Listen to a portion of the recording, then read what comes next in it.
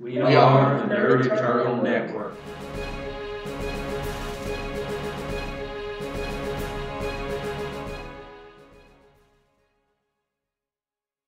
Hello, and welcome to Icons of the Wider World here on the Nerd Eternal Network.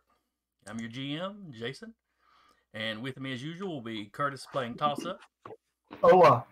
Mike playing Independence Ray. Hello. Zach playing Recluse. Howdy, howdy. And Taylor playing Unison. My howdy's gotten too popular. God damn, I'm sorry, man. I'll just have to rearrange your names, so I think to have you do it first. From now on, I'm just going to introduce myself with a wordless grunt. No, I mean, it's fine. I find it kind of funny. There's no insult there. I know you're not doing it maliciously. It's just that's how infectious the howdy is. I think we should all do it, maybe. Next time, everyone just says howdy. Just kills it on the spot. Can we just work together some kind of Three Stooges thing where we all like harmonize the howdies? Like howdy, howdy, howdy, howdy, howdy. I was going to say I don't know if I can harmonize, but I wouldn't be the one having to do it, so. So y'all go for what you know.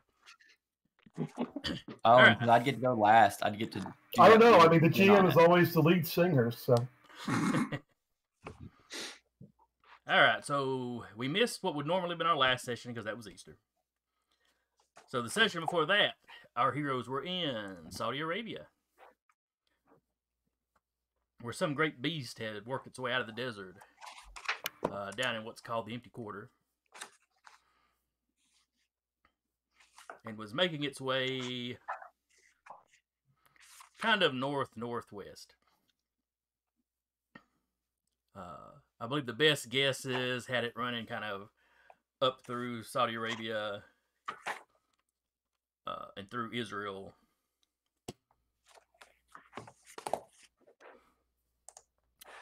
You had the Spear team had been called in by the Saudi government.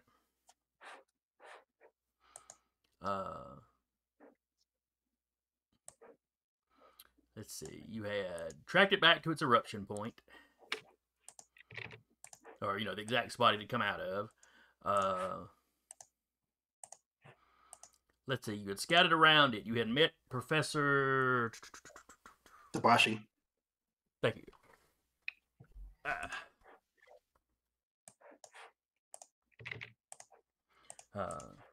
Who, it's the first time these characters have met him.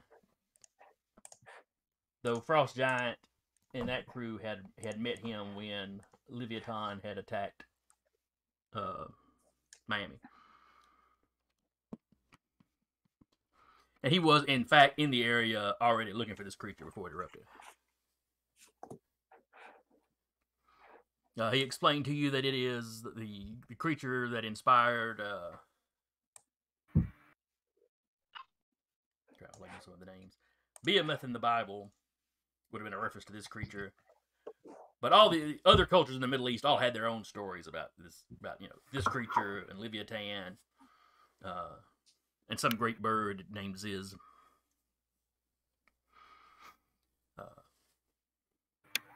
No big balls? Not that he knows of, or at least not that he mentioned to you. Did we ask him last time why he was searching for the creature in this area? I mean, obviously he was on track, but how did he know? All the versions, well, all but one of the versions refer to Behemoth as being a land creature. Some of them specifically refer to it as coming out of the desert. Though he did say, interestingly enough, the old pre-Islamic Arab traditions actually swapped it and Leviathan, having Behemoth being the sea creature. But pre-Islam, they were a oral tradition, so he thinks that's just something that got, crossed up in translation, passing from one generation to the next. I can't remember if you had gone into any serious detail on what had him in Saudi Arabia specifically. But he had driven up and gotten a not too close a look at the creature, but they had driven up and filmed the creature some. You had gotten him to come back to he went back to where he was based out of. And then at the request of the Saudi military, he had come to the base camp that y'all are all set up in. I believe Toss Up had been working with some of the Army's engineers on a sized up version of his sleep grenade. Yeah. Which I think we were modeling after Stun. So they had built one with you, and then while you were doing some running around with the team, they had built another one. Basically just a copy based on based on that first one. Just in case you need a second go at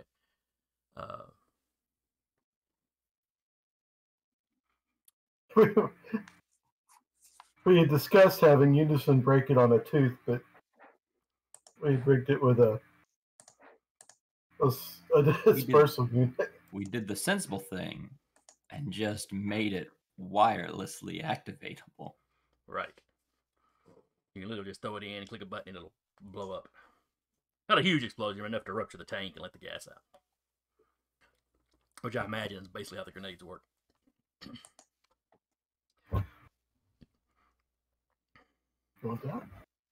Now let's see. Behemoth was a large creature, of course. Tusks I had described.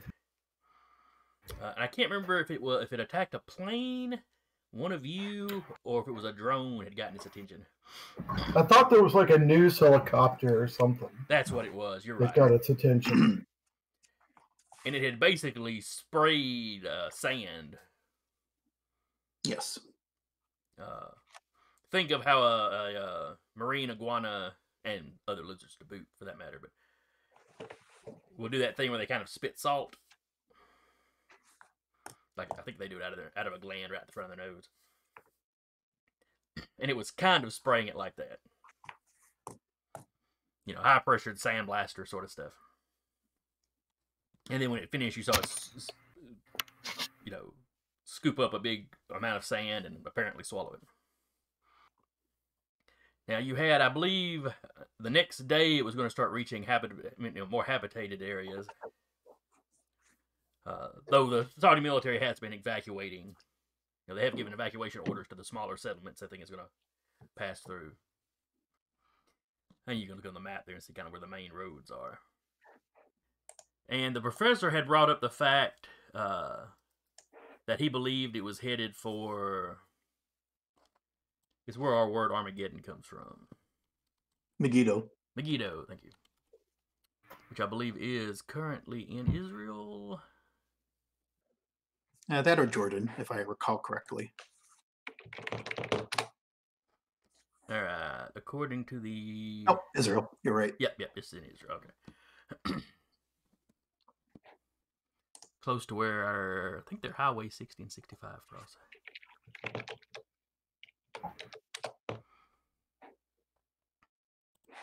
But the professor had pointed out that in some of the stories, I can't remember if it was in Revelation. I think it was Revelations. But somewhere these great beasts, in some writings, at the end of the world, these great beasts are supposed to meet there and essentially kill one another. The possible path that Behemoth is on would take him through that area. Assuming he doesn't deviate. It's a decent trip, assuming he doesn't deviate into some other direction. I think it would be prudent to start having it's Megiddo. Is that right? Because I am totally outclassed here on your all's biblical historical knowledge.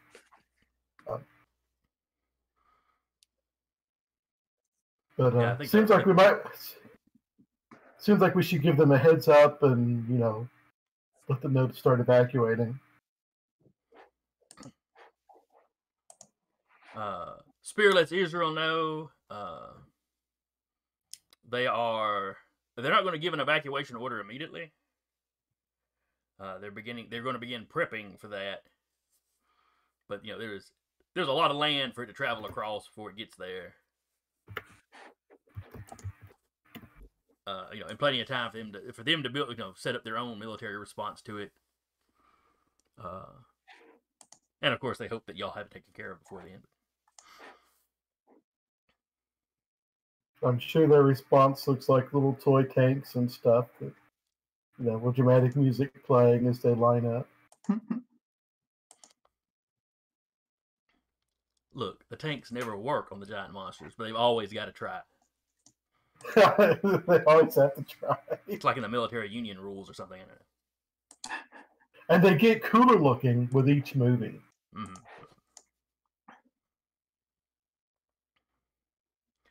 Sorry, I've been on a HBO Max has a bunch of the old Godzilla movies on, so I've been watching those. I was watching a video today on a South Korean Godzilla knockoff. Oh, that one. Yongary. Yes. Oh, I remember. And a few days ago or a week ago, I had watched one on a North Korean Godzilla knockoff. That one was just fun because it was a Japanese director and his wife that were in charge of doing it. That, like the current leader's grandfather kidnapped him out of Japan and made them make movies for him for like 8 years. I heard about Before that they guy. finally escaped him and got to America.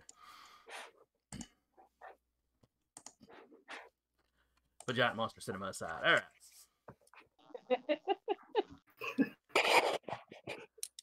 So are we prepped and ready to attempt? Well, first off, save those people from the helicopter, and then Yeah. Now, see,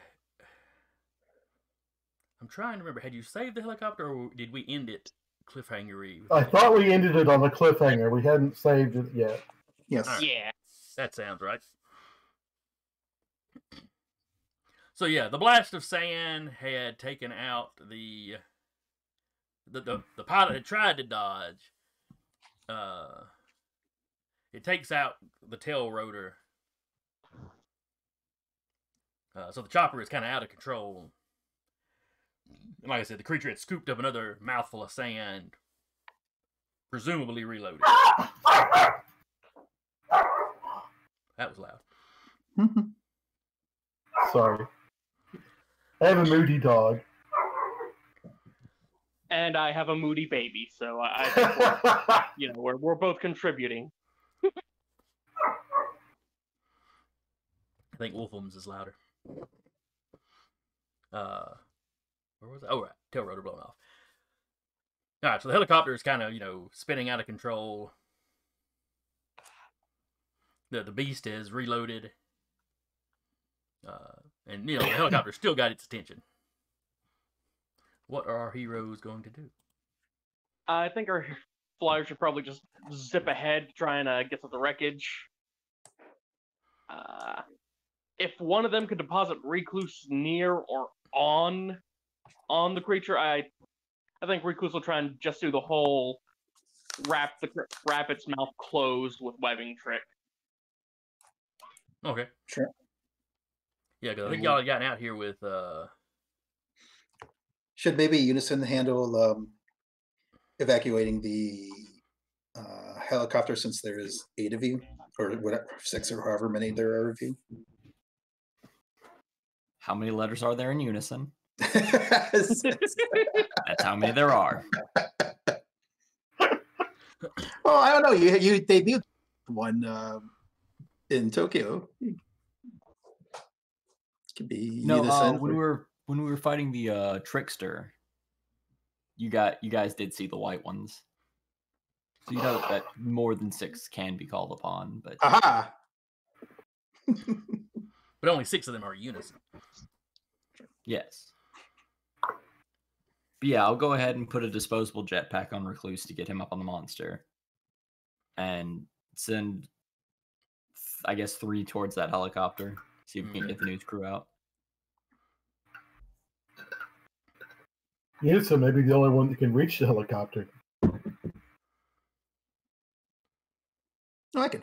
Yeah, Independence Race. Reka too.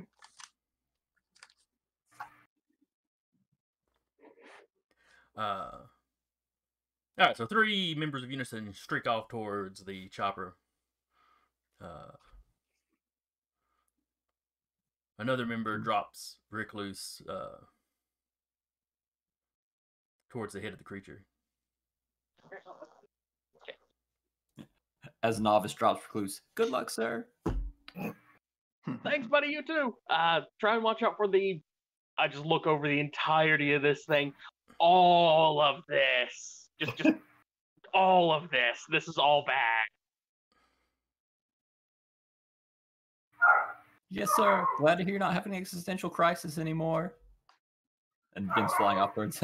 Helicopter as well. That's because I'm on the job right now.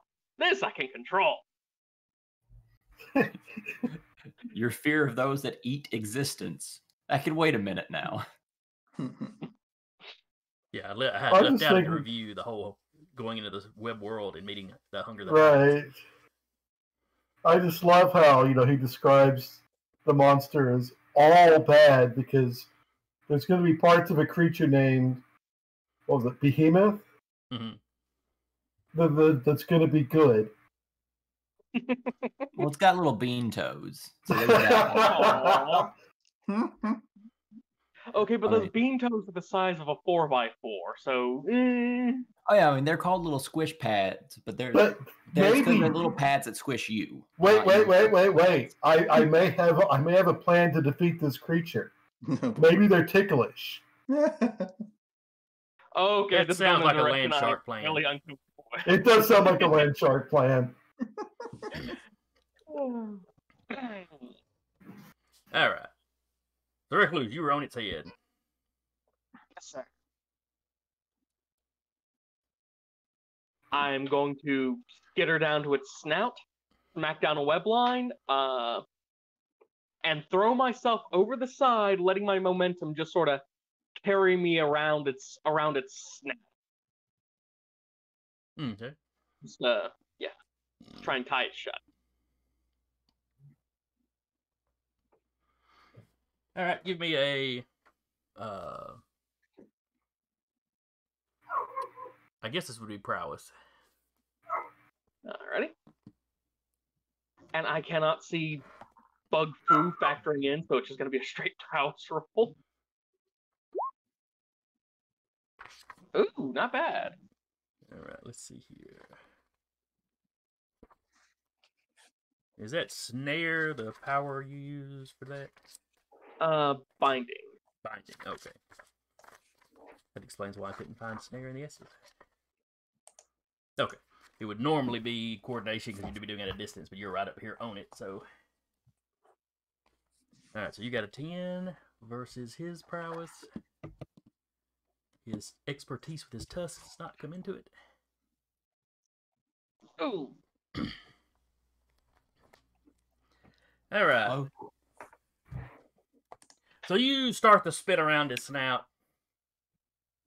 You get one line of web, and it just cracks his jaws open wide, and you hear the ping as your webbing snaps. You were kind of in the upward arc when it does it, and suddenly the webbing you're holding just goes slack in your hand, and you go arcing off. Ooh, that's going to hurt. Sand us off, sand us off, sand us off! In fact, sand He is not hopes to soft. himself. It is not soft.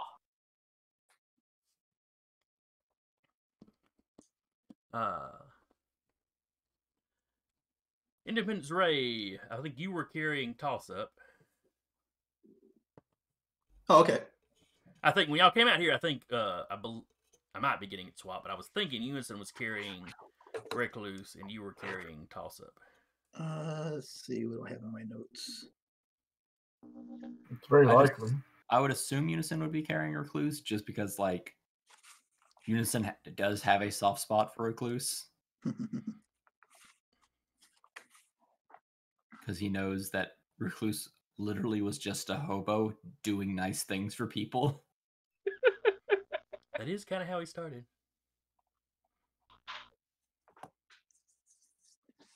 Yeah, that's fine. I could be carrying toss up. All right, so what does Independence Ray and Toss Up want to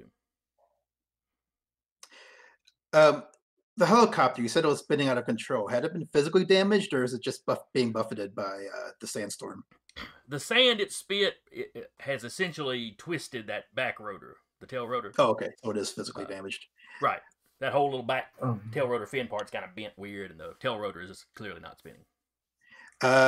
If you drop me, are you able to maybe stabilize it? I mean, are you strong enough to do that? That's physically, I'm with my powers. I'm not sure. I don't know if it's possible for me to actually just do that from behind, perhaps even in the cockpit. I'll see if I have at least a little bit of helicopter experience. But I was going to ask if there's any way you could maybe try to. If I say I hang on to his back, is there any way I can use my luck to boost his attempt to stabilize the copter? Would I be able to improve his roll? Yeah, if you want me to like form some kind of like light shield, I would have to. That would be a power stunt, but that's. But yes, you could use your luck power to give him a boost on whatever he was rolling to try to fix it. Okay. Or try to stabilize it to some degree. Yeah, I'm just trying to figure out what my best chance of stabilizing would be, if it was actually just to try to be a pilot or to be a light, because or even just like I'm gonna assume that since I don't have superhuman strength, that my flight's a 7, that I wouldn't be able to just like kind of like hold it still unless I don't know, even with a force field, I don't know if that's gonna help. I guess it depends if that might be outside the purview of a flight power. You might be able to use it to push against one side of the rotor or the tail to stop it from spinning too much. Okay. Because helicopters will to some degree auto gyro down. But the blow it took's really got it spinning faster than it ought to. So you could potentially slow it down, where maybe the pilot could bring it down to kind of a, auto gyro it down to a, less than lethal crash anyway. Give him a little bit more control. Mm-hmm. I like the sound of that. Sure, I can just, I could just use my flight power. Would that count as a power stunt for flight, or?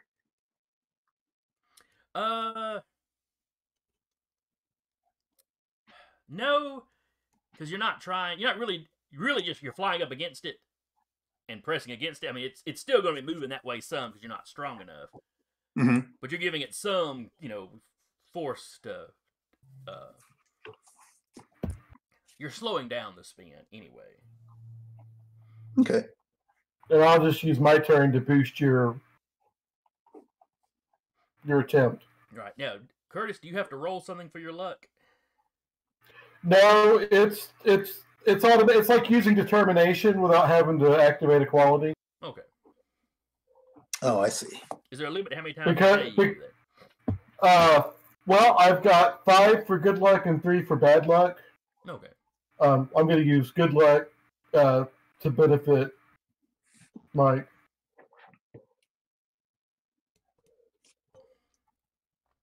All right, so that'll give you a +2 on your roll then. Cool. And what exactly am I rolling?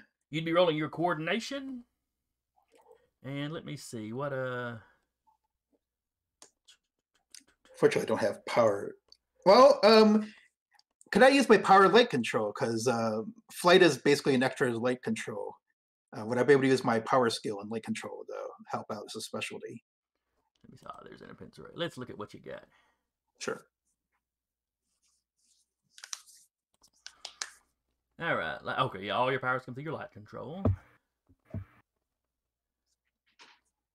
I guess that's kind of an interesting rules question. Is does the power skill specialty aid any extras of that power, or do you need a separate specialty for each power? I'm going to let it count, because the better you are, at flying, at using your abilities, is the better you'll be able to position yourself. Neat. So it's going to be coordination +2. was going your coordination +2 for your power specialty. I And then believe the you had 2 luck. ranks of that, and then +2 for the luck that toss-up's giving you. Okay, so slash roll 1d6 plus 2 plus. And I'm sorry, how much was that luck again? Luck is 2. also +2 So it's +4 altogether. Okay, because it's cool. just like a determination point. Yeah. Wait, no, that's. Oh, I forgot to add my. I'm sorry, I forgot to add my coordination. Let me do that again. I knew that. Bad. +5 plus 2 plus 2. That's more like it. All right. Thir- All right, and you had to resist a 7. So that is a massive success. Sweet. Teamwork. So the chopper stabilizes. It's still doing the whole kind of spiraling auto gyro down, but in a bit more controlled fashion. So But it's like that first. Do it now. It's like that first Hulk movie where you see the jet fighter crash and you hear the pilot go, "I'm okay." But that slows the descent down some too, which gives Unison plenty of time to get in. You know, they fly up and they grab everybody out. You know, including the pilots. So at that point, you get the all clear, and Ray can pull back and just let the chopper do what it does. Mm-hmm. So it still auto gyros down, but it hits pretty rough, but hopefully it's insured. They were trying to film a giant monster. This is the best potential outcome they could have hoped for. Yeah, very dramatic footage. Well, one of the cameramen has got like his cameras,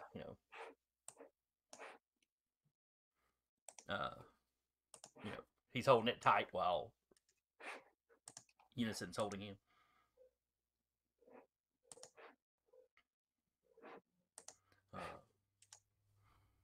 Then we'll cut back over to Recluse, who is flying through the air with the greatest of ease.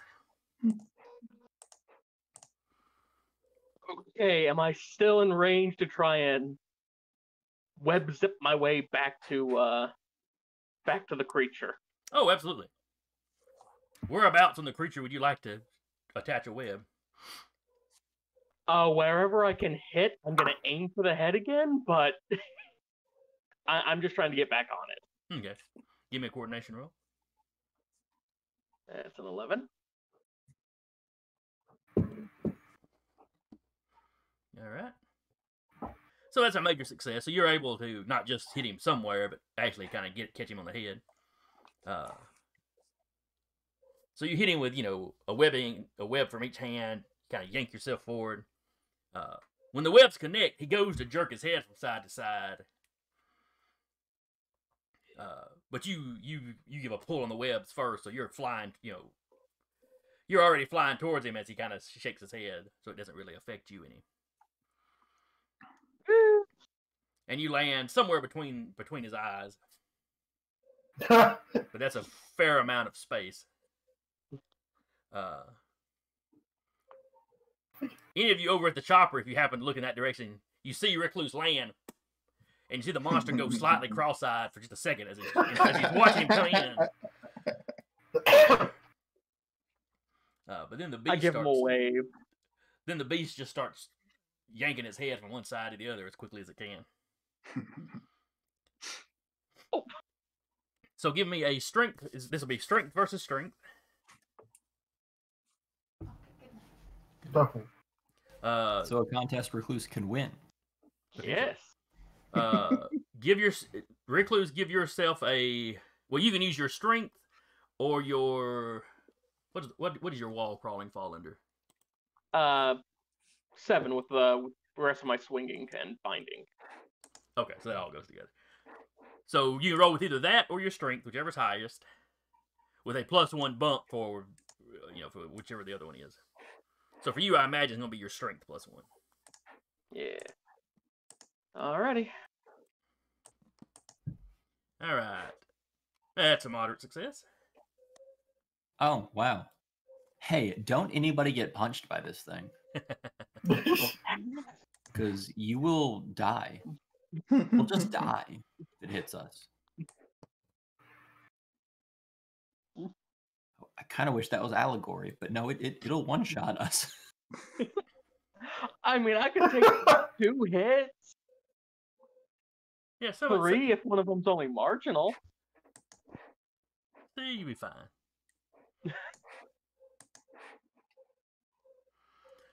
It lets out a bellow. It seems to be quite upset that it's got this vermin. Though from where Recluse is now, it probably can't actually see you at this point. You know, it lost sight of you as you got.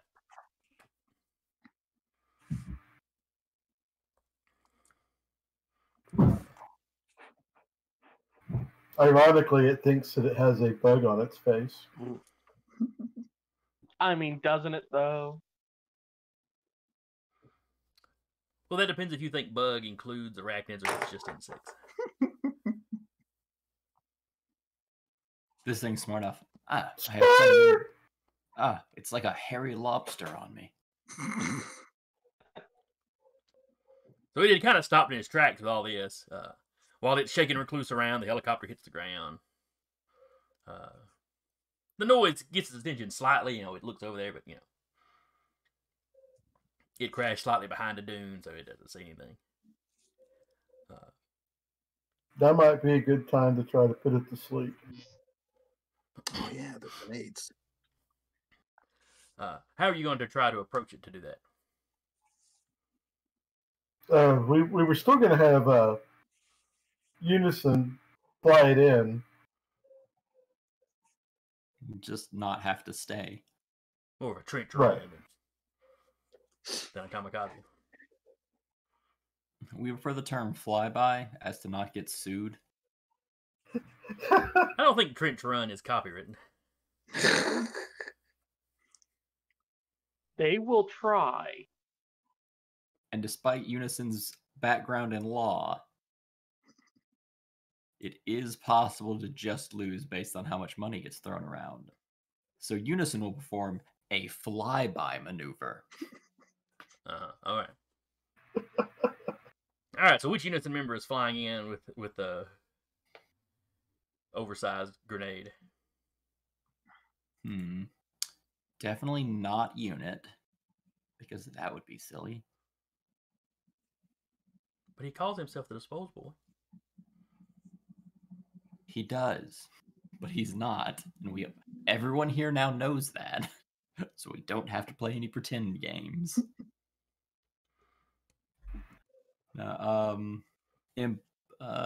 Overshield, I guess we'll go ahead. All right. So you overshield, you know, takes the grenade. Need a better name for it than that. Takes back off towards the creature. The news crew that y'all set down in the sand. The cameraman scrambles up the top of the dune with his camera. Now, when he gets to the top, he lays down, makes himself as small a profile as possible, but he is recording. Everybody else you pulled out of the chopper is a little more shook up than that. This guy must be like Recluse, you know. As long as he's got a job to focus on, he can focus on that and have his breakdown later. Sometimes that's just how you get through life. Mm-hmm. Mm-hmm. You know, so he's filming. You know, he's filming that.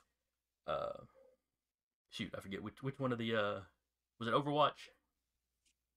Yes. All right, so Overshield. Overshield. So he's taking off. Yeah. I understand the mistake. It's Skywatch and Overshield. Yeah. Look, first season I had a pretty. I eventually got where I had. First season even I'm having trouble remembering the names now because like it's such a distance of time between us using them, and we're starting to have like bigger scale things where like we don't put down all the units on the board for me to constantly have to direct. So you're flying up toward the creature as Overshield approaches. The The creature is starting to walk, reorient itself and walk forward again. So, are you gonna like come along kind of behind its tail, just fly up next to it? How are you describe your how you're approaching this thing? Well, all right. So this thing is somewhat turtle-like in like its head to back structure, right? Like it doesn't have some kind of like weird neck where it can bend it around and look behind it, right? Not that you have seen so far. It doesn't look like that now. Then yeah, it would just be an above and behind strategy of like you kind of zip in where it can only you fly above the head, lower down, and kind of wrap around under the jaw to give as little opportunity for it to see you as possible. Okay. Yeah, as far as what range of motion you've seen it had, think about like a dog. Yeah, it can definitely turn its head and snap, but it's not going to wrap its head around like like some of them really long neck snapping turtles can manage. Yeah, and my flight doesn't inherently make noise, so it's not like it's going to know I'm behind the back of its head without some kind of ESP. And if it had that, it would have reacted more to us flying around it previously. Unless it's a real smart creature. All right, so give me a coordination roll. If you've got any kind of stealth skill or specialty, I should say, factor that in. This is to see if you get up there stealthily as you're planning to. Yeah, nah, it's just going to be its awareness. Unfortunately, it's just going to be my coordination then. Excuse me. Luckily, I'm coordinated. It rolled a max roll. But it got an 8, you got a 10, so you managed to slip in there. It is not the most aware creature. Recluse, however, you see him come up, kind of, over it and down around the ground up under his chin. I mean, you lose sight of him at that point, but you see that he has got the bomb, so. Woo! This is going incredibly easy. Oh god, this is going incredibly easy. Overshield, as you're looping around, getting up under the jaw, you see that its mouth is currently closed. I mean, that's workable. Is the nose big enough for me to just cram it in? Yeah, that should work. It's got, huge nostrils.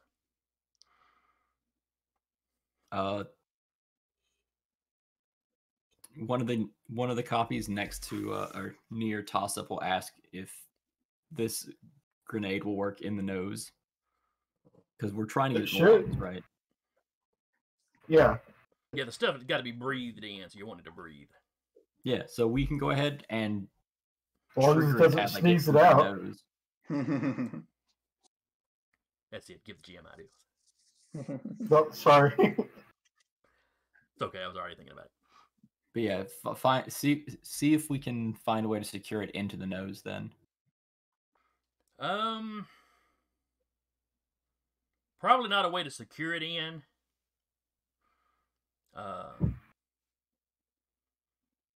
Your overshield could fit through the nose.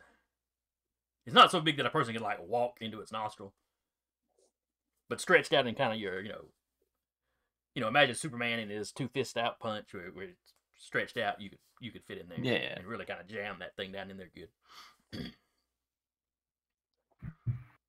You probably would need to detonate it quickly before the thing starts trying to, either sneeze it out or kind of snort it back into its mouth to spit it out. Yeah. This has become another disposable activity. Overshield understands this. Just activate it, or get it in the nose and activate it. All right. Give me one more coordination. This will be versus his coordination. Oh no, I've done slightly worse. You still beat him by 2 though. Also, I appreciate you not making this prowess. Oh, it probably should have been prowess because it's hand-to-hand kind of stuff. So this Well, is 11. technically, I am a projectile attempting to shoot in something's nose. I'm not trying to grapple it down and shove this in its nose. Boy, you really want it to be coordination, not proud. I have a single point advantage in coordination over prowess. Though with this thing, it's more its reaction time than anything. But well, take that back. If we make it prowess, but I'm allowed to use my martial arts, we can make it prowess. How is flying something into something that's nose martial out? You scheme. You know. You give one of those martial arts kind of screams you're doing. Aye. You got to make sure you go in it with a flying kick. That's how you do it. Well, no, you call it a punch, but it's a kick. That's how you. I keep trying to name a martial art after a creature that might attack, going up the nostril of your nose, but there just really isn't any. No. You got those fish in the Amazon that go up something else, but yeah. I mean, for D&D, I made cute little Pomeranians that would, stick a tongue up your nose and, get your brain, but the players didn't trust me enough to let them get close. Possibly, because you made a Pomeranian that stabs people in the brain. Perhaps you should not be trusted. All right. So you guys back with the news crew can't really see what's going on from the angle you're at because you're kind of behind, to one side and slightly behind. You just saw him, you saw Overshield fly up and kind of over the body. Recluse, you see him kind of come up and then just swan dive almost into the nostril. Oh. Ew. Like he's waist deep in this thing's nose. His feet are kicking out of it. Oh, this is so gross. Oh yeah, death's gonna be a mercy when it comes for him. I mean, could be worse, but still. Ugh. And then you hear the boom as the thing sets off. It's pretty muffled, but you hear it kind of echoing out of the other nostril. How good is Overshield's Force Shield or Carapace? 5 points. Okay. The bomb is not enough to kill you then. Or to pop him. Oh, great. I get to die from a monster's nasal contractions. Because, the explosion was only designed to be big enough to rupture the tank. You do, however, have to give me a...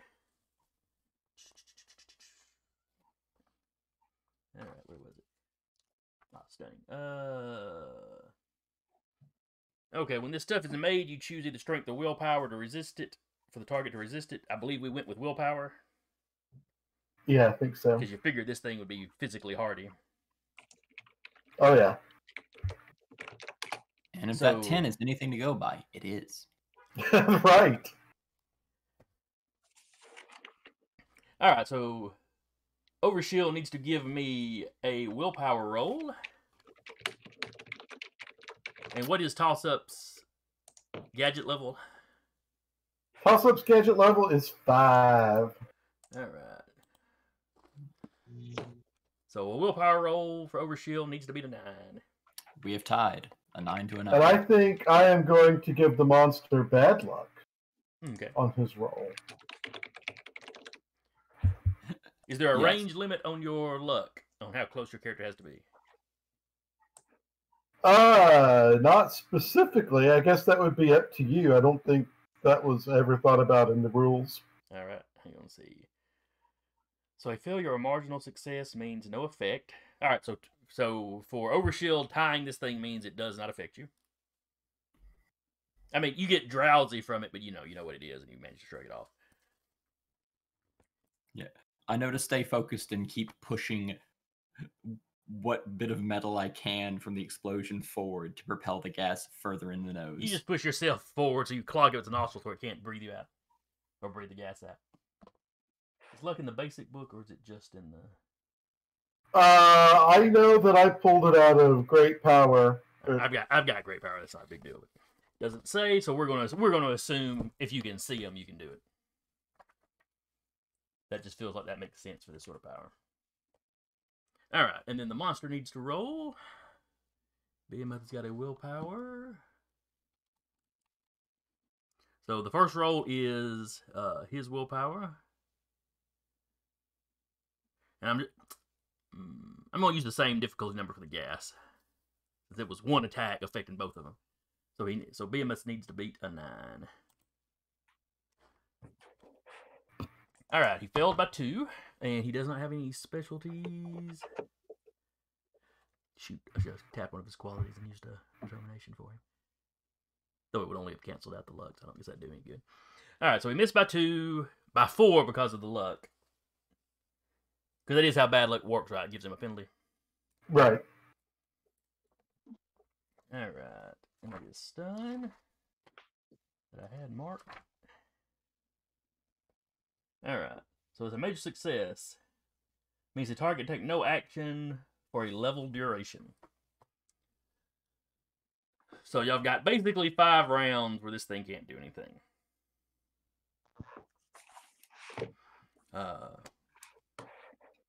It kind of, you know, when the explosion happens, it gives a start and it kind of snorts inwardly.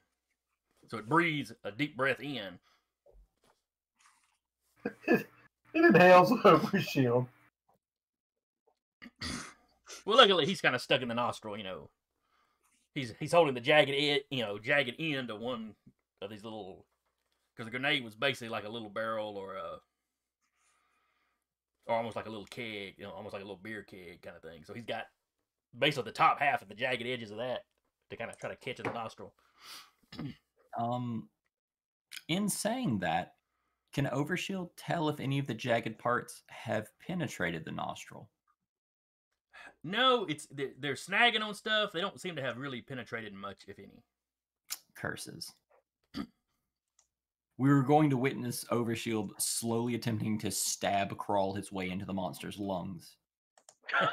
had that actually explosion had cut into it in any way. But after this deep shuddering, you know, intake of breath, then it expels that air out of its nose. So give me a strength check there, Overshield. Can I use my flight instead? I'll allow it. As the force that I'm flying with? Thanks. Because that gives me a 1-point advantage to not succeed, because that's a 15, baby. I can't roll. Pretty good. I can't roll a 10. Okay, I can roll a 10. I can't roll a 10 on a d6. Should have explained that a little better. So he beats you by 5, which is still a massive success. It expels me like I am dust. So Recluse, what you see when it snorts in like that, you see Overshield over You had it right. Yeah, that's right. Because it's got watch. You see Overshield's feet disappear in the nostril, and then it kind of sneezes, and you see him and a few bits of shrapnel, you know, probably from the bomb casing, kind of just go arcing out. Rico's just gonna quietly think to himself, "Man, I hope Unit's getting a therapist." Well, see, when this happens to other people, they're like, "Man, I could just die of embarrassment." I can. Well, in this case, it's kind of looking down when it sneezes, so it expels Overshield just into the ground, just massive amount of force. Which probably pops him. That does pop him, yeah. Ouch. Huh. That would have broke my spine in 6 places. I'm a little impressed that's it. And then it kind of, you know, the animal kind of rubs its nose with its paw. Well, it doesn't have paws per se. It's got more hippo-style feet. But... Aww. And then it continues forward, but it, you know, but the steps get slower and slower, and finally it just kind of nestles down to the ground. Just at sheer size, the gas took a little bit to affect, you know, to really kick in. Okay, so we didn't really come up with a plan on what to do with the creature after we temporarily put it to sleep. All right, there had been discussion of dropping it on an island. That's right. Or the Reckless World. Yeah. I like the idea of an island if we can pull that off. There was an island in the Persian Gulf. Was it off the coast of Kuwait? They're like a few hundred yards by a few hundred yards. Who's to say it doesn't just burrow underneath the sea floor and start its journey again? That's a potential issue. Nobody really knows. They don't know if it could traverse the water in any way. Take a while for it to try and do that. True, but I'd rather if it's all the same. I think I'd rather just deal with this once, and maybe send this to what was it? Web World? Is that what you call it? Well, the issue with that is the the friend I met there. He said this might eventually reappear in our world again. Oh, that's some sort of primordial, like an essential part of what makes our world out. So it might even come back to life if, I don't know, the Primus just elbow dropped it from space. Which, is one way of dealing with this, but I don't really want to call him right now. You never want to call the Primus. I don't know why. What do we know about what these creatures are trying to accomplish? I mean, apart from the myth of them just getting together for the battle to end all battles. Well, the other one is trying to get an item, an artifact, that seemed to have been specifically made for it by humans, if I'm recalling correctly. Yes, it was presumably a human artifact. But And nobody's sure why the artifact seems to be calling this thing. Yeah, and this one seems to be location derived. So they may not even be in connection to one another specifically. Yeah, from talking with the professor, a lot of the myth related around these things will have them tangling with this or that god. Like I forget his name, Marduk? Kind of the patron deity of Babylon in their mythology had subdued maybe in Leviathan it subdued.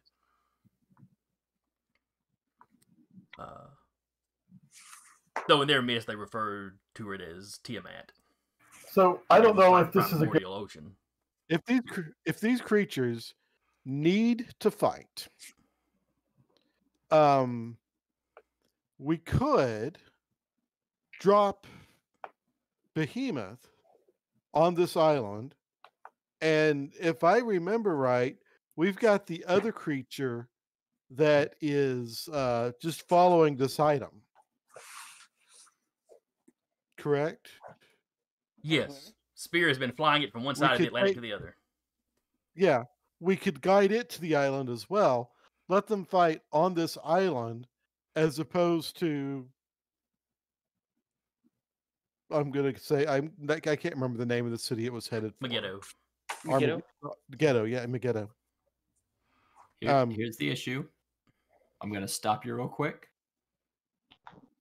One can die and come back and then just restart the process. Possibly. But on the other hand, we could film it and put it on pay-per-view. Probably cover Spear's funding for the next year. And just saying. Probably get a ton of animal rights groups down our throats. Not to mention triggering World War III as everyone freaks out over the fight at Megiddo. We pay a couple of kids to stand on the beach and wave and go goodbye as the victor walks out to sea. It's all good. Or potentially Megiddo is mistranslated and we get them to fight in some place named the correct thing by accident and we didn't know. We just don't have the giant monsters that have an apocalyptic fight. That potentially have an apocalyptic fight. But in the short term, you've got 5 panels of this thing being asleep. What are you going to do? Prep more. You do have a spare bomb. A spare bomb. How are we going to get this thing to Web World anyway?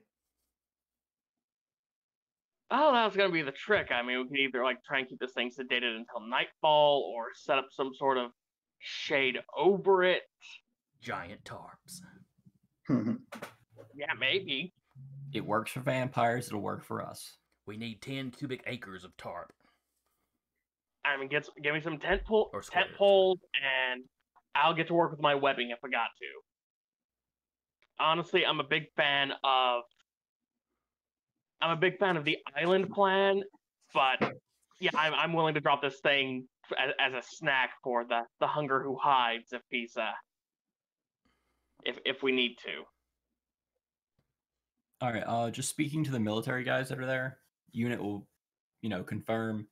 Hey, we have it temporarily sedated. The gas will work on it and does work, and it worked in just one. We do have a spare prepped. We can start working on finding some way to maneuver it now.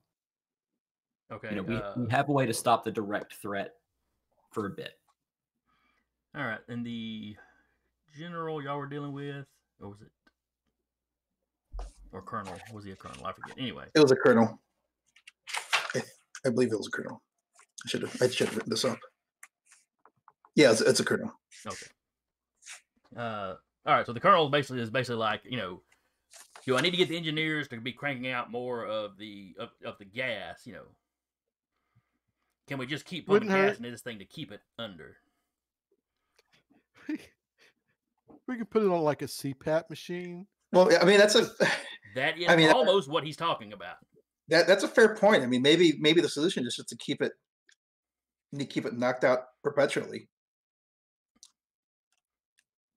I mean, even if it builds up an immunity over time, is it something we can do right now to give us time to figure something more permanent out? I still like the idea of taking this creature to the island. At least give it a chance. Maybe it'll work. Maybe it won't. Like we have the knockout gas is not an incredibly hard or rare thing to make, correct? Not necessarily, no. Because it's just an amped up version of what you use on people. Yeah. So, like, if we can get it to the island, even if it can swim, we can just keep putting it back to sleep. Yeah. Like, it's a very temporary solution, but also it's a giant monster. A temporary solution is good enough for the moment. It's just, how are we getting it there? The colonel's been calling around to try to find some, enough military aircraft to pick the thing up. Wait a minute. Unison will call to Recluse to see how much Recluse can pick up of it. Can I stretch first? You don't have to pick up the whole thing, just like get a general sense of how weighty it is. Okay. I'm gonna go over to it and try and put my knees into it and try and lift up a part of the giant monster. Yeah, remember, lift with your legs. You have a strength of 9, dog. You're gonna be able to lift a good bit of it. I got a strength of 8. I had a bonus to that last roll. Oh, sorry, strength of 8. I mean, it's still a big number. Well, you're gonna be like Thor trying to lift that fake giant cat. You'll be able to lift part of it, but 1 foot will always be on the ground. All right, so with an 8, you can pick up a jet or a train. So you're able to get under like its leg and lift its leg up. Plus, it's unconscious and using the old go limp trick. I mean, you're pretty sure you could roll it over onto something if you had to, but you're not gonna be able to just straight pick it up. you know, for that you would. Oh, that's who that's I forgot. It wasn't aircraft the colonel was calling around about.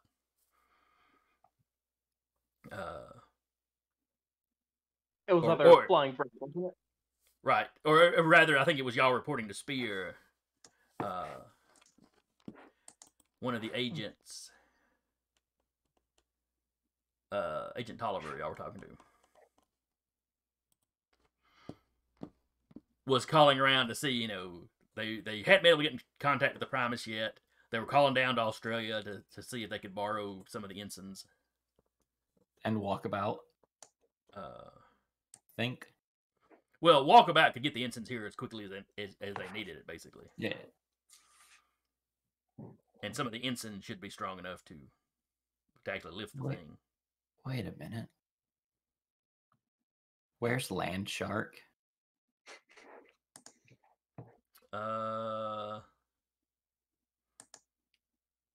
if we're just going over like untouched, like a territory that doesn't have people, he's gonna be great for this. He actually would. As long as we keep him away from population centers, who cares if there's an earthquake where nobody lives?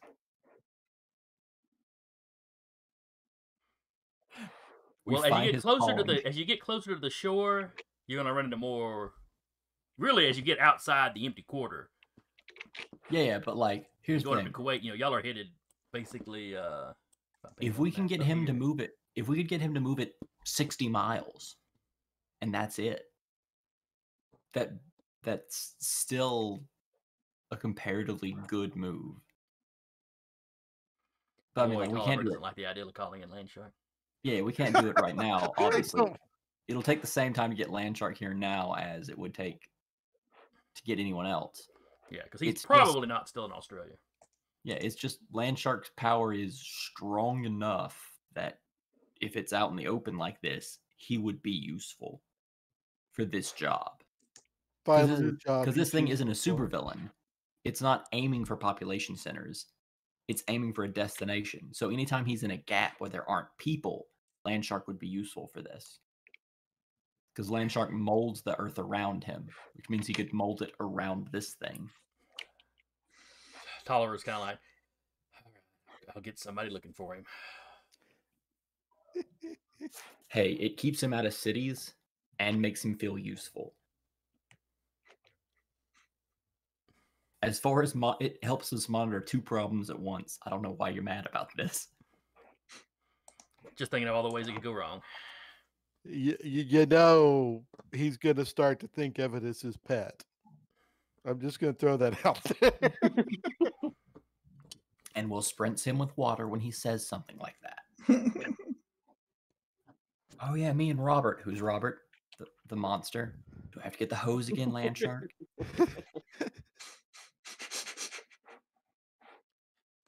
Go to the blackboard. Behemoth is not my pet. Write it 100 times. Behemoth is not my pet. The potentially world-ending creature is not my friend. The potentially world-ending creature is not my friend. I'm its warden, not its owner. But all right, but it is indeed heavy enough that, you know, 8 unisons flying could not get it off the ground. Oh no! You're gonna need some super strength, some serious super strength. Yeah. Which the Spirit team is oddly lacking in. I mean, I say that Recluse is fairly strong, but not, you know, move something the size of a small building strong. I mean, lifting a train is pretty good. Yeah, this is true. It's quite good in a fight. But, you know, passed out drunk Godzilla, he ain't moving that. So what I'm going to say is, between toss-up and the engineers, that you're able to use that spare bomb to keep giving it the gas in a more controlled dosage to just kind of keep it mellowed.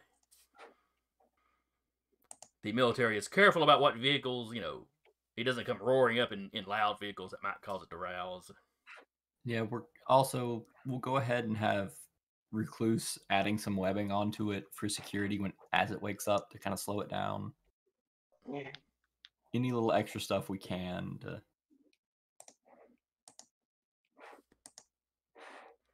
The colonel calls back and has his engineers start just, they start cranking out as much of the gas as they can.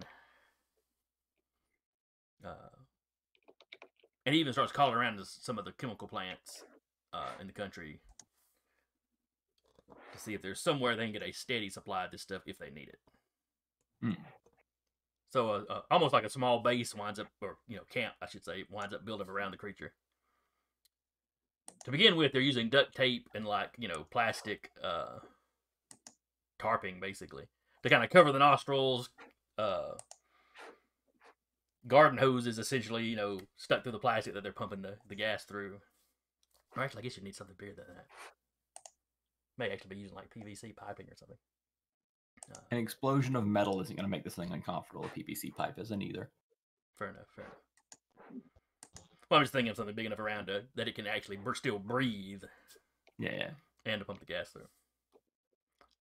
As y'all are working on it and keep an eye on it, you hear a little commotion outside. So help me if another monster showed up. If another monster showed up, I'm just killing it. So vicious. We can only handle one That's monster harsh. problem at a time. 2 of them show up. One of them's just got to take the L and go away for a while. And that's when you find out the world is in desperate need of all 3 of them. Mm-hmm. All right. So y'all walk outside. There's some commotion. As you step out, you see a flying figure floating above the base. Flying figure is it Do a we person? recognize the figure? It's kind of silhouetted behind the sun when y'all step out. For a moment, you think it might be the Primus. Buff, humanoid, clearly wearing some kind of cape. I mean, plenty of people in this world would fit that description. Has S.P.E.A.R been able to get in contact with the Primus? Not yet. Nope, full rally. All of Unison is there. We are prepped and ready. The figure lowers to the ground. The military guys have fallen back to some degree. Some of the regular troops that are armed, because you've had a lot of the engineers and stuff running around, right? Currently. You have a few guys walking around with guns, but it's not that they thought that was going to do any good if the monster gave them any trouble.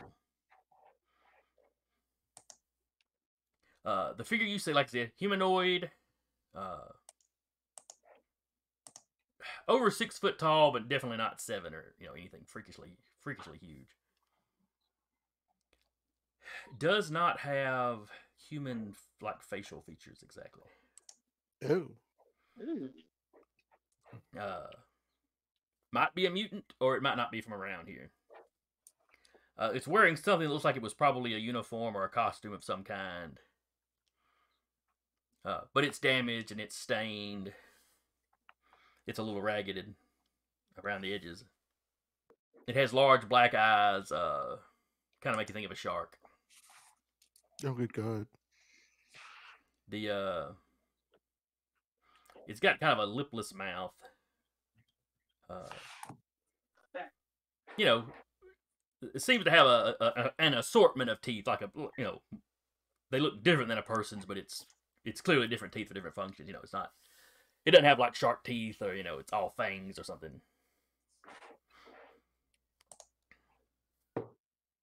And then it's got a slight bulge where the human nose would be, and some nostrils kind of just built into the face.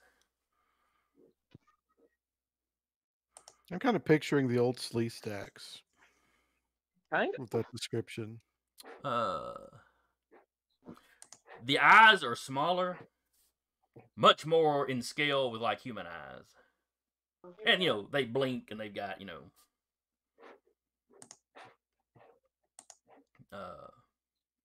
eyelids and all that kind of jazz.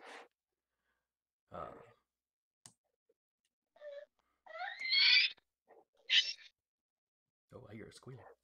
I do. I believe was the baby and not the dog. Right. Luckily, we were foreshadowed. That was the baby. She got scared for a second. Aw. Is she okay now? Yeah, she's fine. She's fine. She's playing with mom on the couch. It's got small ears. They're a little bit further back on the head than on a human. And it's got like a, 4-fingered hand. It's also not wearing any kind of equivalent of shoes. Impulse will go ahead and say hello to what do we owe this visit? We're a little busy. It ignores you and starts walking towards the creature. Hey, buddy. Hold on. Recluse is gonna get not in front of him, but in his line of sight. Are you here to help with the thing, or what? The head turns towards you. It caught my attention. I'm merely here to see what it is. Well, you've got our attention now. We're kind of curious to know about you.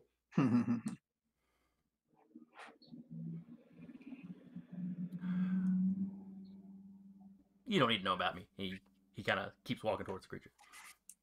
I think we'd like to know about you. I keep pace with him. Because you look like you've been through the ringer, buddy.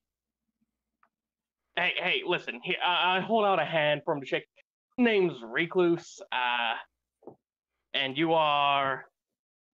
He just kind of looks at you, looks at your hand, looks back up at you. Yeah, I kind of figured you weren't from around here. It's a greeting we have here on this planet. You take the other person's hand with your opposite hands. Like, I'm holding my right hand out, so you should grab it with your right hand and just give it a gentle shake. Like, no more effort than you would put into, say, turning a doorknob or anything like that. It's just a friendly little greeting. But we are not friends. Well, I'd like to be friends. That's not likely to be possible. Why is that, buddy? I'm here to herald the end of your world. Yeah, I kind of figured. I expected the herald of the end of the world to, have a cleaner uniform and shoes. Yeah, honestly, you're giving your bosses a bad look. I mean, seriously, like, I can see a lot of you. Like, you like, if you want, you could, like, come back next century, after you've had time to put together a better, cleaner, fresh wardrobe. Maybe have a speech prepared. Unit will now chip in. Recluse, you said that these things that end sometimes take people to be the harbinger. I don't think this guy is going to be one because he wanted to be one. He turns and looks at whichever Unison was saying that. I was the one of my world that found a way to survive. But you probably would have preferred everyone else survive too. At the time, yes. Now I realize it's simply the way of things. Universes are born, universes die. I am the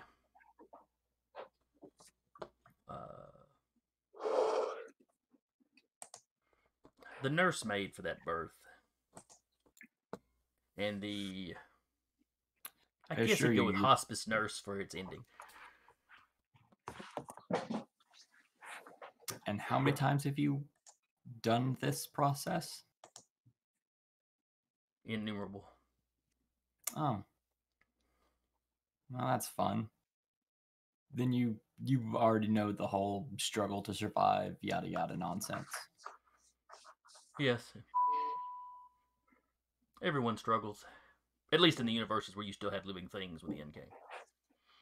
Oh, so this isn't the first universe you've had to take a little walk through, huh? Oh yes, when I speak of worlds, I meant existences. Awesome. So this is a real long-term job you got, huh? Time is meaningless. I'm not convinced about that because I'm thinking there are a few other universes. Its time is up before ours. I think you're jumping the gun a bit. This seems like Yeah, a pretty live and vital universe. I've spoken with some pretty impressive things that seem to be surprised that you were come to, put the lights out and put up the chairs and sweep the floors this soon. My masters come when the door is open. When the door is open, then it's time. Sometimes the universes are still young and vibrant. Sometimes they're in the throes of heat death. And every living thing on them has already long since expired. All right, so theoretically, if your masters didn't come when the door was open, what would happen to our reality? Are we talking like a cancer verse? Everything, doesn't die and it's just a perpetual living state of agony? Or does the clock just keep winding down until the point of heat death? The masters have never refused to come through when the door is open. Okay, I'm so you don't know what will convinced that happen. this door was opened by accident, and it's not time yet. So it sounds like, we just need to close this door. Once open, the door cannot be closed. It is Question. unimportant how it was opened. I'm thinking there's something lost in translation there because I feel like a door can be closed. I got a question. Our snoozing friend over there, you've probably seen a lot of things that are just as big, just as scary. What exactly drew your eye to it? I mean, I think it's pretty cool, but if I saw a literal infinite combination of things of this makeup, of this physical makeup, I'd get pretty bored with them after a while. What's special about it to you, if you don't mind sharing? And while y'all been talking, he's continued to walk toward the creature, and he's been looking at it. He kind of lifts one of its lips, looks at his teeth. Many universes have primordial beings that think they could pose a threat to my masters. I have taken it upon myself to eliminate such beings. So you're here to snap its neck. Only if I were to deem it a threat. I don't believe it is. I mean, I'm just going to tell you, we've just decided that this is one of my friend's new pets. Impulse starts laughing. That doesn't sound insane at all. Impulse is laughing, goes, "Oh, your masters. Oh, they're so unstoppable. Oh, everything's meaningless. Oh, by the way, this giant thing might be a threat to them.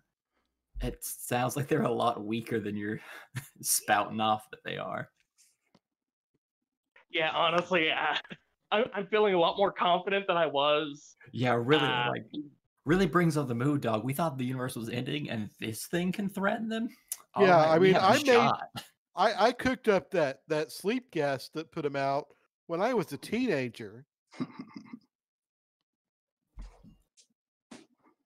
It shrugs. So I investigate such things. On the off chance that there's anything that can be a threat. Impulse stops laughing. Oh, he's about to try to kill us, isn't he? yeah, probably. Ah, dang it. It's because we made fun of him not wearing shoes. You wear shoes to cover the weakness of your feet. I have no such weakness. I mean, I wear shoes because they're fashionable. But that doesn't seem to be like a. I wear shoes I just so I like to be wave my clean. hand. I mean, he can fly, so. And he's committed genocide on literal universal scales multiple times, so I don't think he really cares.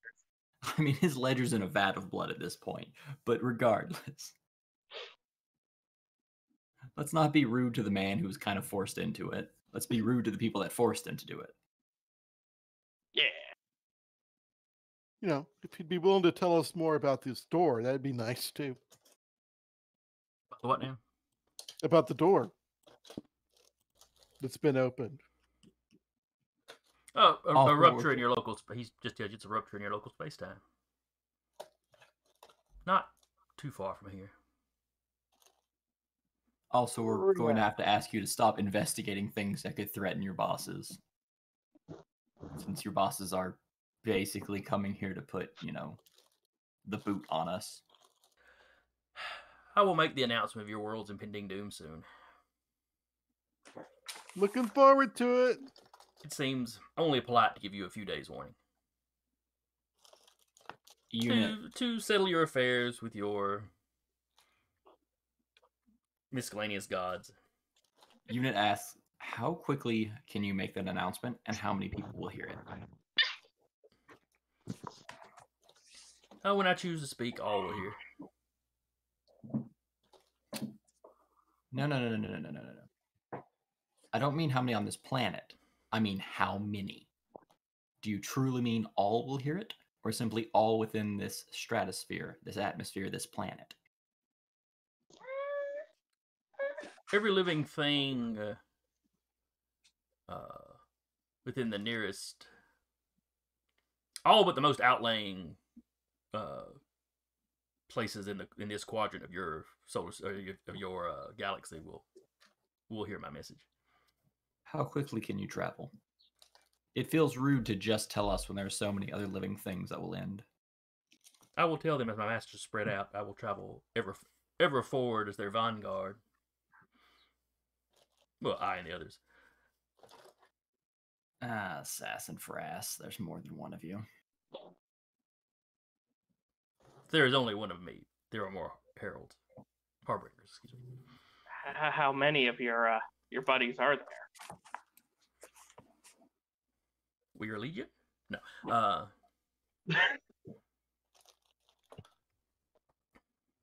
Dozens, though only myself and 2 others came to this world. I'm As he thinking, has stopped investigating the creature, he now seems to be examining all of you very closely. I'm curious, because you do travel so much. When you say this rip in time and space isn't far,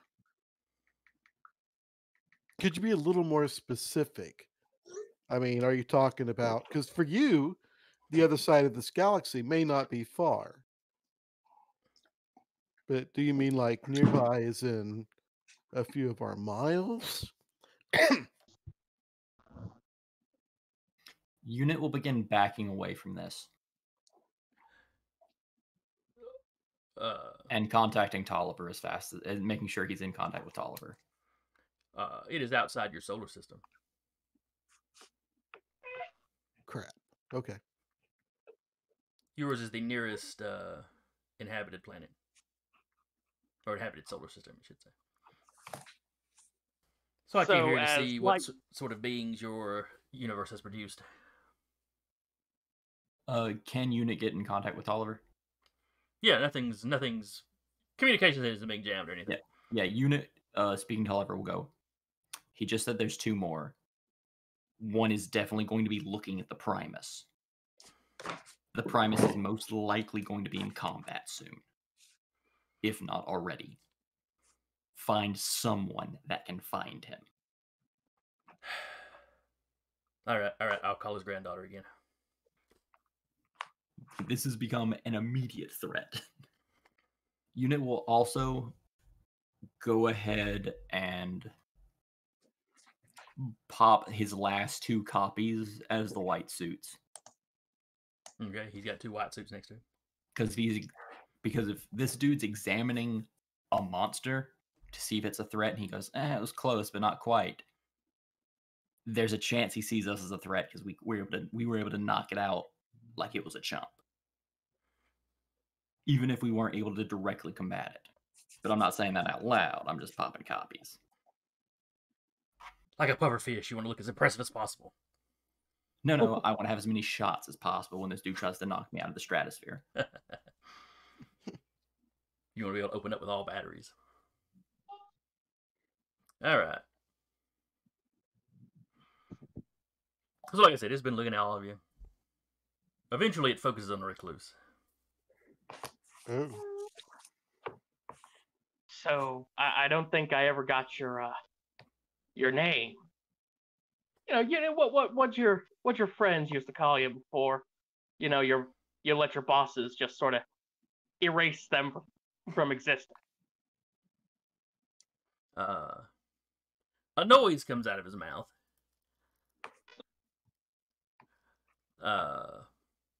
Nothing any of you could remotely hope to pronounce. I'm gonna call you Whistly Joe. I sense you are disrespecting me. I mean, I've mouthed it off to some really scary people before, so in a sense, I'm just giving you the same amount of respect as I've given everyone else I've fought. And isn't that's what is the most important part here? Are you powered by a god? Say yes. Maybe. I mean, define God. I got a helping hand from some very nice, very terrifying chthonic entity. Beings from outside your reality. Basically, yeah. I can see that in you. There's something there that's yours, but many somethings that was given to you. I mean, isn't that true of everyone at the end of the day? There's you, and then there's what other people help make you into. I'm not really that special, I don't think. Impulse will trip up. Nah, dog, I'm just all me. I'm just that good. Bud, I love you. You're my favorite. Don't tell Novice I said that. But, you are a bucket full of daddy issues, not gonna lie. He doesn't look at Novice when Novice speaks. He looks at Unit when Novice speaks. Oh, that's great. Interesting. Like I said, he's studying each and all of you. Yeah, but that means he knows I'm the original. He knows that the duplicates are just puppets. And he gets around looking at the toss-up. You manipulate fundamental... you manipulate some of the fundamental underpinnings of reality. It happens. But in such a limited way. Then he turns and just gives a quick glance at the colonel who's still there.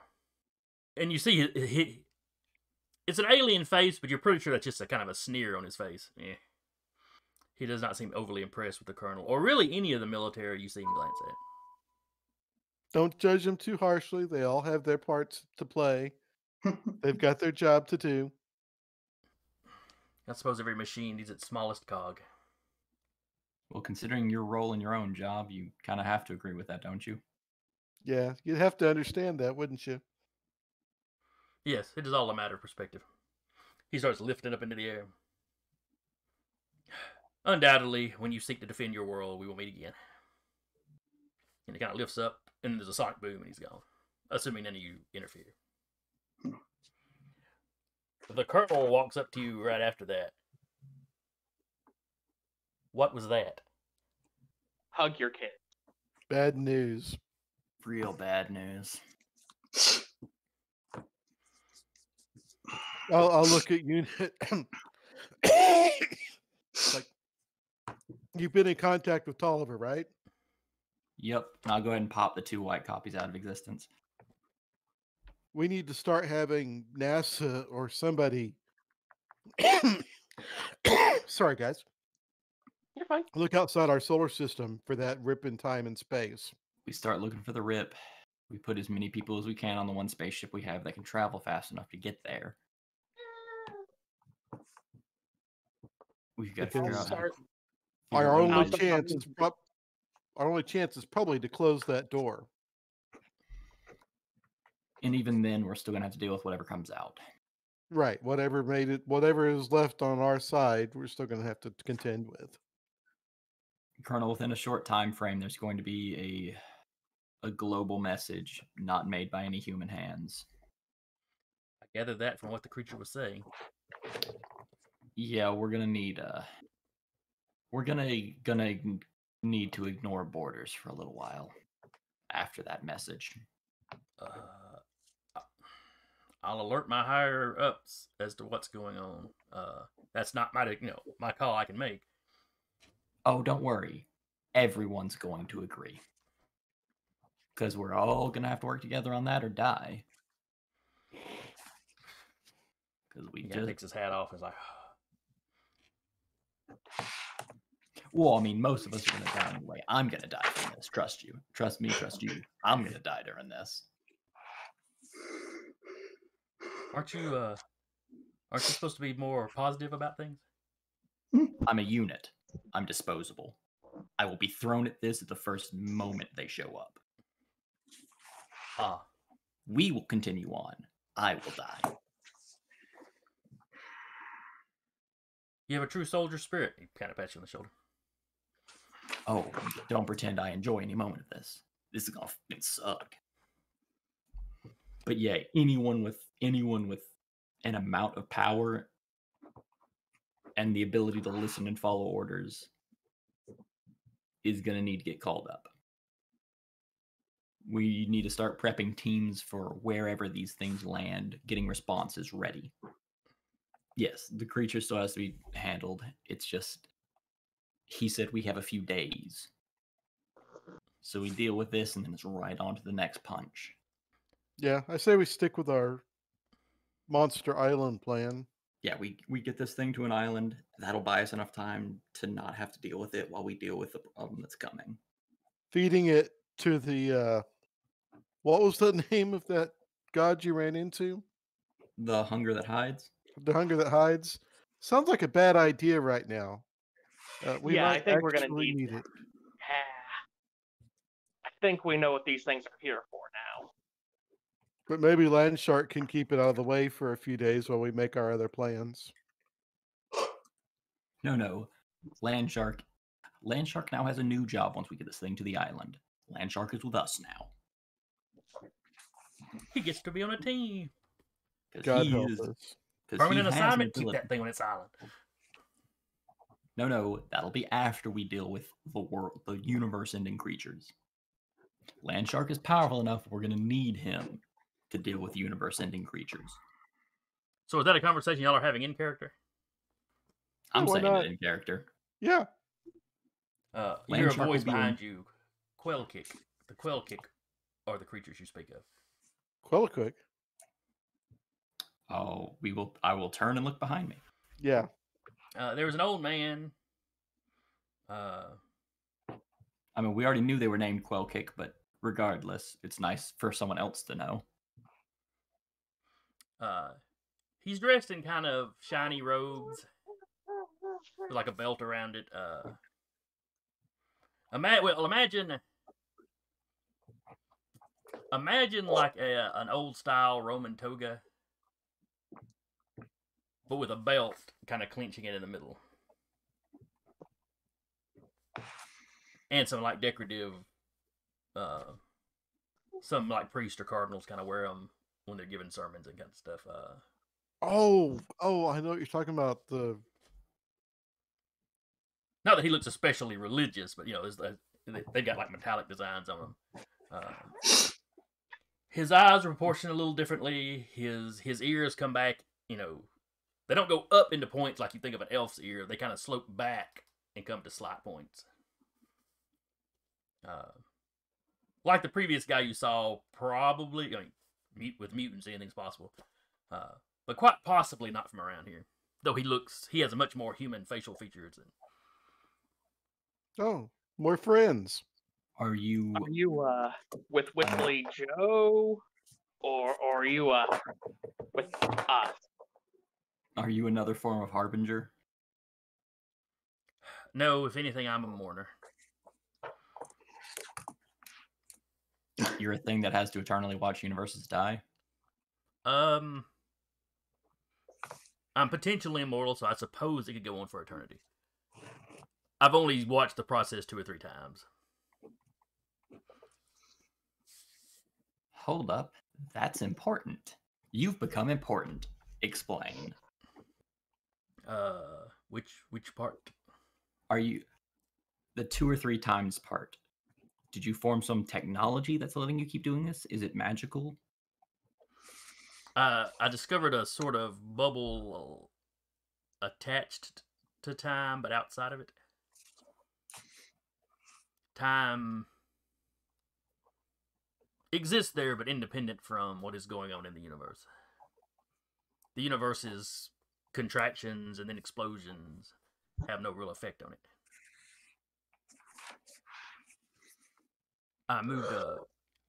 I made my home there. Cantina music? Did we just get DMCA'd? Hopefully. It's only a few seconds, so maybe not. But I was there when my universe collapsed. I had no idea what had happened. But I've observed multiple universes now come into being and be destroyed by the Quill Kick. Did any of them stand a chance? No. Once the Quill Quick themselves or make their way physically into your world, it is over. Once they arrive, how long does it take for the process to begin, or is it an instantaneous snuffing out? It is very quick. They can travel vast distances instantaneously. But they do individually destroy things as they come across them. So for all of this universe, oops, there went some books. For all of the universe, it would probably take them several thousand years. But for any individual solar system, just a very short period of time. And lucky for us, our solar system is the closest one to that doorway. Yes. So we cannot let them get a finger in here. If you are to have any hope, that is your only hope. The aperture is wide enough that their harbingers have come through. Can you do anything with the bubble you have? No. I can only enter and exit the universe. Go from here to there. Can you pull things with you? Then we can let one through. But we've got to get it closed pretty quick. I'm not certain I could have affected a Quill Kick if it arrived. And if I took it to the bubble, well, I'm not entirely certain what would happen at that point. Well, the bubble would end and then begin anew. So what the Quell Kicks do. But if there's nothing in the bubble, it doesn't matter. The bubble isn't an entire universe in and of itself, though. I don't suppose you have. But regardless, did you come with advice or just to mourn? I try to warn species before the harbingers arrive, but things have moved so quickly and unexpectedly. Your universe should not have had an aperture like this yet. I don't suppose you have any insight to help us in locating this aperture and how to close it. As you were told, it's outside your solar system. I'm not certain you have the equipment to detect it, other than the shadow it casts. Light coming in from the other side of the aperture would not make it through gravity waves. There should be a blank spot. If you were to send a signal out to it, it wouldn't bounce back. Though distances in space, that might not be immediately obvious to anyone. Okay, so I'm getting a lot of flags here that say something has artificially made this rift, either with the intent to let the kill kick in, or as an accidental byproduct of trying to do something else. Do you know of anything that any sort of science or mystical ability that could do such a thing. I'll be right back. All right.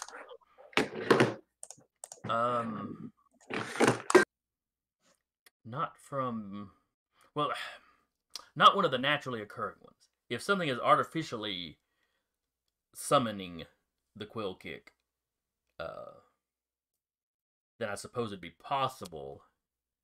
A universe this young should be resistant to such a thing. Perhaps if you could find the source, you could find a way to counteract it. Would you be willing to assist us in that process? Certainly, though, to be completely honest with you, I have attempted to help each universe I've seen destroyed. And you've seen how except many for universes one. In one, life was extinct before they arrived. So, the quill kick, I believe, are a natural part of a universe's life cycle. I think they just sometimes come too soon, like something that causes your body to turn on itself, or like arthritis, where it's your immune system turning on you. The quill kick have a natural part to play of kind of cleaning up. But sometimes they're released in before the life in a universe is done with that universe.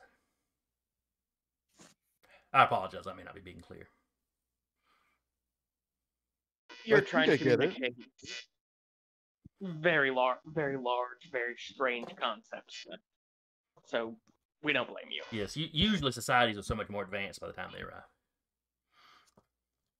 I am slightly offended, but at the same time, completely accept it. A little discouraged that, more advanced societies didn't stand a better chance. How good's your memory? Reasonable. We're two entirely different races. What reasonable is to you may not be the same to me. Do you have a perfect memory of what happened on all these worlds, or simply scant pieces? Not completely perfect, but very close. And I make detailed notes that I can go back in my home and research. Why do you ask? Because we need a copy of everything you've ever done, so that we can avoid copying what previous universes have already done. I see. I was about to tell you I have notes covering the entire lifespan of 3 universes, but you would only need the notes about the conclusions. Yeah, we just need to know every attempt at an end, so that we can at least continue progressing towards one surviving. Who is your main governing body that I would need to give this to? I know your world is still divided up into many nations. Yeah, we're still fractures. I'll get out. Unit will take out his earpiece. Tolliver, I'm going to let you speak with this guy personally, if you don't mind. You have more government contact than me. Tolliver's like, okay. I assume you had him patched through where he could hear this. Yeah, yes. He's been able to hear the whole time, so.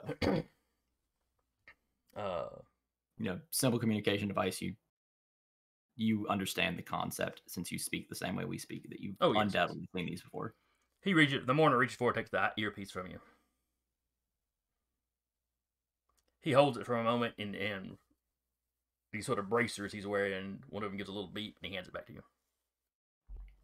I'm in contact with him now. Okay, thanks. Put my piece back in. It seems this S.P.E.A.R organization is who I'll need to speak with. I would advise you gather your forces. He looks over at the monster. Would you like me to put that somewhere for you? We were thinking an island that we've got picked out. Yeah, we've got a place far enough away to put it that it won't bother us until after this passes, if it does. Well, I'd be happy to do that small thing for you to allow you to focus on the more important work. Appreciate it. I'll simply wait for Mr. Tolliver there to get all the permissions he needs. So by the end of the day, he's able to teleport the beast to the island you had selected. Tolliver tells you they have gotten in contact with Landshark. They are flying him in. To an island surrounded by water. That'll be awesome. Well, once again, that's a later job if he chooses to have it.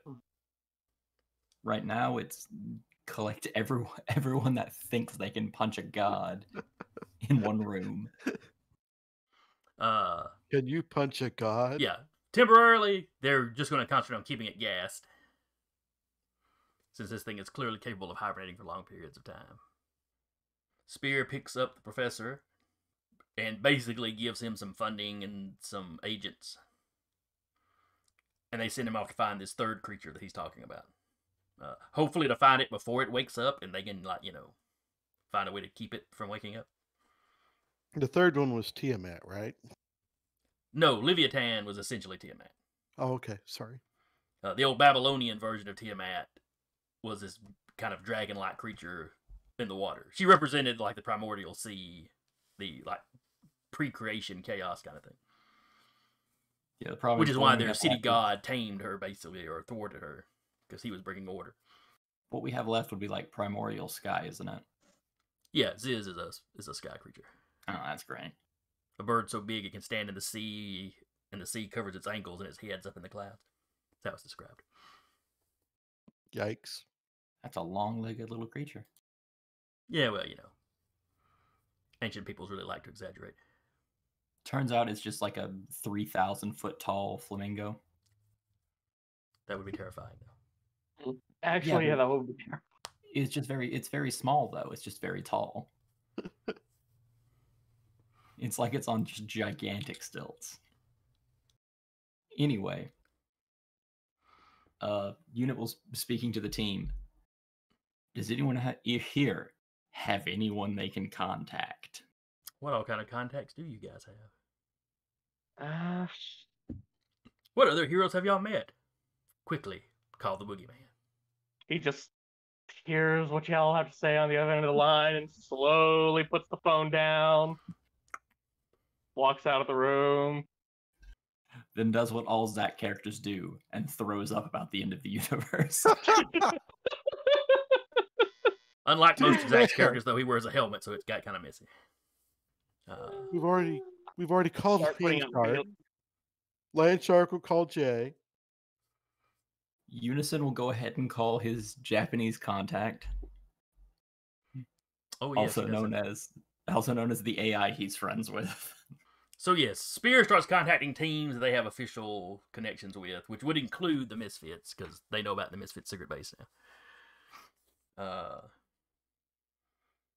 Landshark would also contact Jay. Contact. We get to work together? The Haunted. Yes. St. Moon Jay would have contact, would have a way to contact them, because him and Everlast got him and Wolf Witch, like, exchanging text, but by which I mean literally old text. Old text. Probably the only kind of text she does makes exchanging of. She knows how to use a phone. Doesn't mean she does it regularly, though, as far as texting. Yeah. I mean, if she really needs to get in touch with somebody, she just, sends an exploding, screaming skull. Something with a little bit of oomph. All right. Because when you're going to tell somebody off, do it with style. So I mailed you the head. I mailed you the head of the screaming head of this, criminal. Yeah, I couldn't get it to shut up, so we just buried it in the backyard. It's actually out of a fantasy novel I read. She can't get it to stop screaming. She's kind of the thief, so she couldn't get it to stop screaming. She just buried it, in her husband's garden. He was a maid. She came home and figured out something was going on. Honey, the tomatoes taste really angry this year. But, well, it was the pulsating necromantic energy I think he could sense out in the garden. And she'd already skipped off to another town to deal with whatever was going on. It was a whole thing. All right. So S.P.E.A.R is putting out the call. Y'all are putting out the call.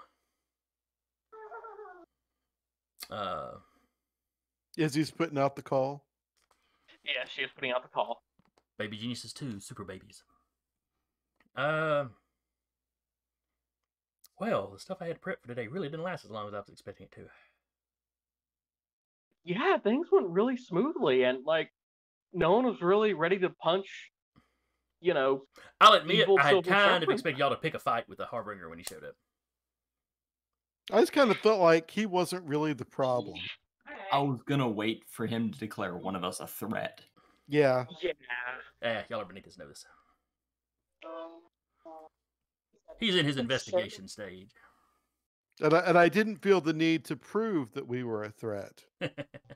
It's not at this point. It's best that they think we're not while we get ourselves together. I guess we'll go ahead and wrap here, which will give, once we're off stream, they'll give me a chance to talk to you about y'all about something.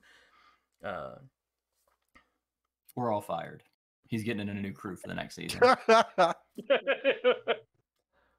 Yeah, y'all. I'm paying y'all too much. I just can't afford you anymore. It's like, as players, y'all really suck.